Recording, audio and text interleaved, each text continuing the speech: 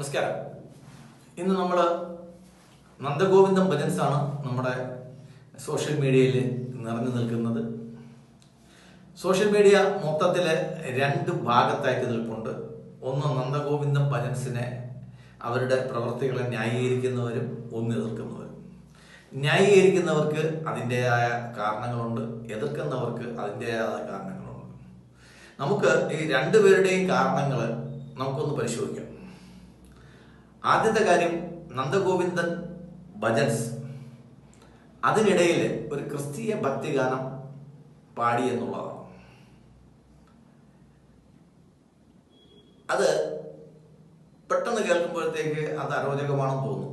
അപ്പോൾ വിഷകല ടീച്ചർ എന്ന് പ്രസിദ്ധമായി അറിയപ്പെടുന്ന ആളും എന്നാൽ യഥാർത്ഥത്തിൽ ശശികലയുമായ ടീച്ചർ ഇതിനെ പറ്റിയിട്ട് ഒരു അഭിപ്രായം പറയുകയുണ്ടായി. അവർ പറയുന്നത്, മക്കളെ, ഈ നന്ദഗോവിന്ദം ഭജൻസ് നല്ലതാണ്, എനിക്കിഷ്ടമാണ്. പക്ഷെ ഇത് പാൽപ്പായസം പോലെ മധുരമുള്ളതാണ്, കണ്ണന് ഇഷ്ടമുള്ളതാണ്. പക്ഷെ അതിൽ ചിക്കൻ മസാല ഇട്ടാൽ അതിനുള്ള രുചി കുറയുമെന്ന് പറഞ്ഞു. അപ്പം ടീച്ചറുടെ ഉപമയൊക്കെ വളരെ ലളിതമാണ്, വളരെ ലാഘവമുള്ളതാണ്, ശരിയുമാണ്. ഈ മതങ്ങൾ തമ്മിൽ കൂട്ടി ഒരു ഫ്യൂഷൻ ഉണ്ടാക്കുന്ന ഒരു രീതി നമ്മൾ കുറേ കാലത്തിൻ്റെയൊക്കെ നമ്മൾ കണ്ടുവരികയാണ്. ഈ ഫ്യൂഷൻ നല്ലതാണ്, ഓട്ടെ, ഓക്കെ, അതവിടെ നിൽക്കട്ടെ. ഇനി ഇതിനെ അനുകൂലിക്കുന്നവർ പറയുന്നത് അവർ സെക്യുലറാണ്, അതുകൊണ്ടാണ് അവർക്ക് അങ്ങനെയും കൂടെ ഒന്ന് പാടാൻ തോന്നിയെന്ന് പറയുന്നത്. അപ്പോൾ ഇതിൽ അടുത്ത മൂന്നാമതൊരു വർഷം കൂടുതൽ ന്യായീകരിച്ചുകൊണ്ട് കണ്ടത് നമ്മളേവരും ഏറ്റവും ബഹുമാനിക്കുന്ന കേരളത്തിലെ കവിതയുടെയും സംഗീതത്തിൻ്റെയൊക്കെ കാരണവരായിട്ടുള്ള ശ്രീകുമാരൻ തമ്പിയാണ്. അദ്ദേഹം പറഞ്ഞേക്കുന്നത്, റസൂലെ ആ പാട്ട്, അങ്ങനെ ഞാൻ എഴുതിയ എത്രയോ പാട്ടുകൾ ക്രൈസ്തവ ഭക്തിഗാനങ്ങൾ കേൾക്കാത്തവരായിട്ട് ആരെങ്കിലും ഉണ്ടോ? ഇല്ല. ഞാനൊരു ഹിന്ദു ആയതുകൊണ്ട് എനിക്കൊരു ക്രൈസ്തവ ഭക്തിഗാനം എഴുതുന്നതിനകത്ത് എന്താ കുഴപ്പം? അതേപോലെ യൂസഫ് അലി കേച്ചേരി, സത്യം പറഞ്ഞു കഴിഞ്ഞാൽ അദ്ദേഹം പറഞ്ഞത് ശരിയാണ്. മലയാളത്തിലെ ഏറ്റവും കൃഷ്ണനെ പറ്റിയുള്ള ഏറ്റവും മധുരതരമായിട്ടുള്ള ഗാനങ്ങൾ എഴുതിയതെല്ലാം യൂസഫ് അലി കേച്ചേരിയാണ്.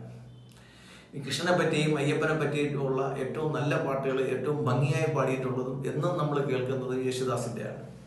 അപ്പം ഇവരൊക്കെ ചെയ്തതിനകത്ത് ഒരാൾ സിനിമയാണത്. സിനിമയ്ക്കകത്ത് നമുക്ക് എല്ലാ മതത്തിനെ പറ്റിയിട്ടും പറയാം, അമ്പലത്തിനകത്തും പള്ളിക്കകത്തും നമുക്ക് എല്ലാ മതത്തിനെ പറ്റിയിട്ടും പറയാൻ പറ്റത്തില്ലല്ലോ ശ്രീകുമാരൻ തമ്പി സാറേ. അപ്പോൾ സെക്യുലർ ആകണമെങ്കിൽ മറ്റൊരു പാട്ടും കൂടെ പാടണമെന്നാണ് നിർബന്ധമെങ്കിൽ ഹിന്ദുക്കൾ മാത്രം സെക്യുലർ ആയാൽ പോരല്ലോ എൻ്റെ പൊന്ന് ഷാരിൻ സക്കറിയ സാറേ. സെക്യുലർ ആകുമ്പോൾ നമുക്ക് എല്ലാവരും സെക്യുലർ ആവണ്ടേ? ഇതിനിടയ്ക്ക് വളരെ രസകരമായിട്ടുള്ളൊരു സംഭവം എൻ്റെ ഒരു സുഹൃത്തിനെ പറ്റിയിട്ട് ഉള്ളതാണ്. അദ്ദേഹം എന്നോട് ക്ഷമിക്കുമെന്ന് വിചാരിക്കുന്നു. എൻ്റെ വളരെ അടുത്ത ഒരു സുഹൃത്താണ്. അദ്ദേഹം ഒരു റിട്ടയർഡ് കോളേജ് അധ്യാപകനും കൂടെയാണ്. അദ്ദേഹം ഇസ്ലാം മത വിശ്വാസിയാണ്. ഞാൻ അദ്ദേഹമായിട്ട് സംസാരിച്ചിരിക്കുമ്പോഴത്തേക്ക് അദ്ദേഹത്തിന് വളരെ പ്രധാനപ്പെട്ട ഒരു കോൾ വരുന്നു. എൻ്റെ കൂടെ ഇരുന്നാൽ എടുക്കാൻ സ്വാതന്ത്ര്യമുള്ള അത്ര ഒരു സൗഹൃദം എനിക്കും അദ്ദേഹമായിട്ടുണ്ട്. അപ്പോൾ അദ്ദേഹത്തിന് വന്ന കോള്, അദ്ദേഹത്തിൻ്റെ ഒരു സഹോദരിയുടെ കോളാണ് വന്നത് സൗദി അറേബ്യയിൽ ഈ പുള്ളിക്കാരി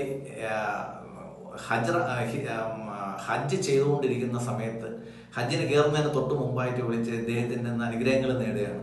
അപ്പോൾ അദ്ദേഹം അനുഗ്രഹിച്ചിട്ട് പറഞ്ഞു, എല്ലാവരുടെയും ആരോഗ്യത്തിന് വേണ്ടിയിട്ട് ദുആ നേരണം, നമ്മുടെ രാജ്യം സെക്യുലർ ആവുന്നതിന് വേണ്ടിയിട്ട് ദുആ ചേരണം. ഇപ്പം ഞാൻ കളിയാക്കി പറഞ്ഞു, നമ്മുടെ രാജ്യം മാത്രമല്ല ലോകത്ത് എല്ലാവരും സെക്യുലർ ആവാൻ വേണ്ടിയിട്ട് ദുആ ചേരണമെന്ന് പറഞ്ഞു. പുള്ളിക്കാരൻ ഫോൺ കട്ട് ചെയ്തിട്ട് അത് വേണ്ട കേട്ടോ അല്ലേ എന്ന് പറഞ്ഞു. അതായത് ഈ സെക്യുലറിസം എന്ന് പറയുന്ന ഒരു അജണ്ട ഹിന്ദുക്കൾക്ക് മാത്രം ആവശ്യമുള്ള എന്തോ ഒരു സാധനമാണെന്നാണ് ആൾക്കാർ വിചാരിച്ചു വെച്ചിരിക്കുന്നത്.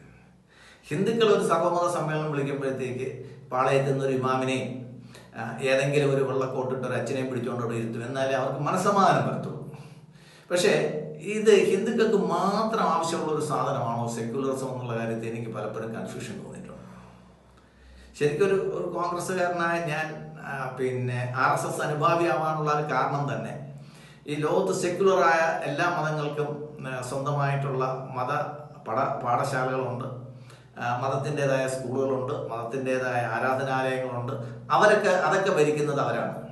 പക്ഷേ ഹിന്ദുക്കളുടെ ആരാധനാലയം നേരിട്ട് ഇന്ത്യ ഗവൺമെന്റും കേരള ഗവൺമെന്റും ഭരിക്കുന്നതാണ് സെക്യുലറിസം എന്ന് തോന്നിയപ്പോഴത്തേക്ക് ഈ സെക്യുലറിസം എനിക്ക് വേണ്ടാന്ന് തോന്നി. പക്ഷെ എനിക്ക് സെക്യുലറിസം വേണ്ടാന്ന് തോന്നുന്നതിന് മുമ്പ് തന്നെ ഇന്ദിരാഗാന്ധി എന്ന് പറയുന്ന മൂരാച്ചി ഇന്ത്യൻ കോൺസ്റ്റിറ്റ്യൂഷനകത്ത് ഈ പിന്നെ സെക്യുലറിസം അകത്ത് കയറ്റിക്കളും.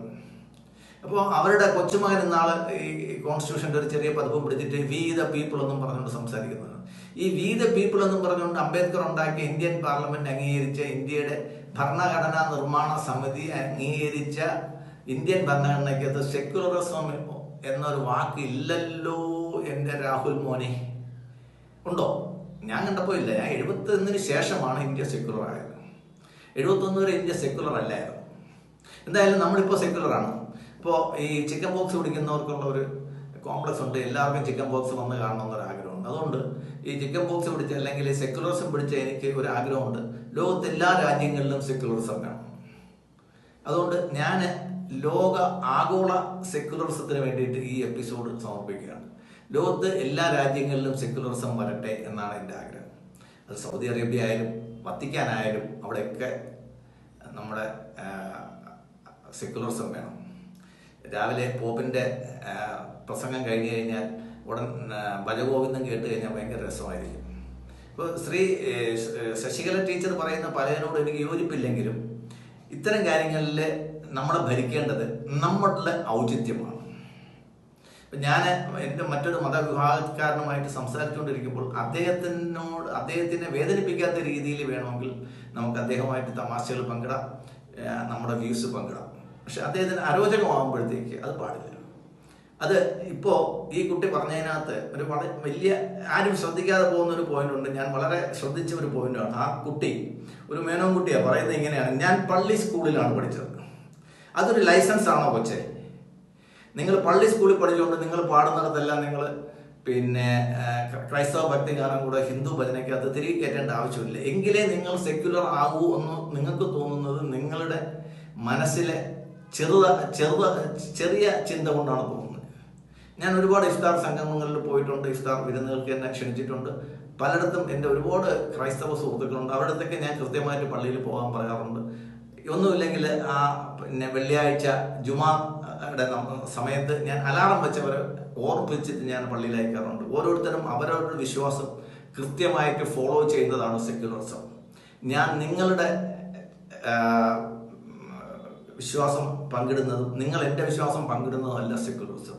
ഓരോരുത്തരും അവരവരുടെ മതവിശ്വാസങ്ങൾ, അവരുടെ മതം പറയുന്ന കാര്യങ്ങൾ അതിനനുസരിച്ചിട്ട് കൃത്യമായിട്ട് അവരവർ ചെയ്യുകയും മറ്റുള്ളവർ ചെയ്യുന്നു എന്ന് നമ്മൾ ബോധ്യം വരുമ്പോഴത്തേക്കാണ് നമ്മൾ സെക്യുലർ ആവുന്നത്. അല്ലാതെ ഞാനിപ്പോൾ നമ്മൾ ഒരു ഹൈന്ദവ ഭക്തിഗാന മേള നടക്കുന്നിടത്ത് അല്ലെങ്കിൽ ഒരു അമ്പലത്തിലൊരു ഫംഗ്ഷൻ നടക്കുന്നിടത്ത് ഇത്തരം കാര്യങ്ങളിൽ ചിട്ടയുണ്ട്. വീണ്ടും ഞാൻ നന്ദഗോവിന്ദം ഭജൻസിൻ്റെ അടുത്തേക്ക് വരികയാണ്. കാര്യം അവർ ചെയ്തത് ശരിയാണ്. കാര്യം അവർ പറയുന്നതിനകത്തൊരു ന്യായമുണ്ട്. ഒന്ന്, അവർ പൈസ വാങ്ങിച്ചിട്ടല്ല ഈ ഭജന പാടിയത്. ഒരു അമ്പലത്തിൻ്റെ എന്താ പറയുന്ന പുനരുദ്ധാരണത്തോടനുബന്ധിച്ച് ഫണ്ട് രൂപീകരണത്തിന് വേണ്ടിയിട്ടാണ് അവരത് വാങ്ങിച്ചത്. അങ്ങനെയാണെങ്കിൽ ഈ കുട്ടികൾ ചെയ്തത് വളരെ ശരിയാണ്. കാര്യം അവർ ആരിൽ നിന്ന് പൈസ വാങ്ങിച്ചിട്ടില്ല. നമ്മൾ ഒരാളിൽ നിന്ന് പൈസ വാങ്ങിച്ചിട്ടില്ലെങ്കിൽ നമുക്ക് ഒരാളെ സംരക്ഷിക്കേണ്ടതോ അല്ലെങ്കിൽ അവരുടെ താല്പര്യങ്ങൾ സംരക്ഷിക്കാനോ നമുക്ക് താല്പര്യമില്ല, നമുക്ക് ബാധ്യതയില്ല. അപ്പോൾ ആ കുട്ടികൾ സൗജന്യമായി നടത്തിയ ഒരു ഗാനമേള എന്ന് വിചാരിക്കും. നന്ദഗോവിന്ദൻ ഭജൻസ് ഒരു ബ്രാൻഡായി പോയി. യഥാർത്ഥത്തിൽ അവർ നടത്തിയ ഒരു കാവ്യാർച്ചനയാണ്. അതിനകത്ത് യേശുക്രിസ്തുവിൻ്റെയോ അല്ലെങ്കിൽ പിന്നെ മുഹമ്മദ് നബിയുടെയോ ഗാനങ്ങൾ വരുന്നതിനകത്ത് നമുക്ക് യാതൊരു തെറ്റും പറയാൻ കാരണമല്ല. അപ്പോൾ അവർ ചെയ്തത് ശരിയാണ്. ഒന്ന്. പിന്നെ രണ്ട്, നമുക്ക് വേണ്ടത് നമുക്ക് ഈ ഒരു നന്ദഗോവിന്ദൻ ഭജൻസ് പോരാ. നമ്മുടെ കുട്ടികൾ, അതായത് ഇപ്പം നമ്മുടെയൊക്കെ ബാല്യകാലത്ത് മണ്ഡലകാലത്ത് നമ്മൾ 41 ദിവസവും അമ്പലങ്ങളിൽ ഭജനയുണ്ട്, ഭജന ട്രൂപ്പുകളുണ്ട്. ഈ ഭജനയായിട്ട് നമ്മൾ വീടുകളിൽ ഭഗവാന്റെ രൂപം എഴുന്നള്ളിച്ചുകൊണ്ട് പോകാറുണ്ടായിരുന്നു. ഇതെല്ലാം നമ്മൾ വോളണ്ടിയറായിട്ട് ചെയ്യുന്ന കാര്യങ്ങളാണ്, ഭക്തിയുടെ ഭാഗമായിട്ട് ചെയ്യുന്ന കാര്യങ്ങളാണ്. അത് മറ്റൊരു മതവിശ്വാസികളുടെ വീട്ടിൽ പോകാതിരിക്കാൻ നമ്മളെപ്പോഴും ശ്രദ്ധിക്കാറുണ്ട്. പക്ഷേ ഇപ്പോൾ സെക്യുലറായിട്ടുള്ളവർ പിന്നെ ക്രിസ്മസിൻ്റെ കരോളുമായിട്ട് എല്ലാവരുടെയും വീട്ടിൽ നിർബന്ധപൂർവ്വം കയറി ചെല്ലുന്ന ഒരു പ്രവണത കാണുന്നുണ്ട്. അത് ശരിയല്ല. നമ്മുടെ സ്വാതന്ത്ര്യം, മറ്റൊരാളുടെ സ്വാതന്ത്ര്യം തുടങ്ങുന്നിടത്ത് നമ്മുടെ സ്വാതന്ത്ര്യം അവസാനിക്കുന്നു എന്ന് പറയുന്ന ഒരു മഹത് വാക്യമുണ്ട്. എൻ്റെ സ്വാതന്ത്ര്യം അവസാനിക്കുന്നത് മറ്റൊരാളുടെ സ്വാതന്ത്ര്യം തുടങ്ങുമ്പോൾ എൻ്റെ സ്വാതന്ത്ര്യം അവസാനിപ്പിക്കണം. അപ്പോൾ ഇത് ഒരു പൊതുപരിപാടിയായിട്ട് അവർ ചെയ്തപ്പോൾ അവരങ്ങനെ ഒരു പാട്ട് പാടിയെങ്കിൽ അവരെ കുറ്റം പറയാൻ പാടില്ല. പക്ഷെ നമുക്ക് ഒന്നല്ല, നമുക്ക് ഇതുപോലെ ഒരു 100 ഭജന സംഘങ്ങൾ, ഡെഡിക്കേറ്റഡ് ആയിട്ടുള്ള ഭജന സംഘങ്ങൾ നമുക്ക് വേണം. നന്ദഗോവിന്ദൻസ് വെർഷൻ 1 പോരാ, 2, 3, 4, 5, 6 ഒക്കെ വേണം. അപ്പോഴേ ഇത് തമ്മിലുള്ള ഒരു ശരിക്കുള്ള ഒരു കോമ്പറ്റീഷൻ ഉണ്ടാവുള്ളൂ. നന്ദി, നമസ്കാരം.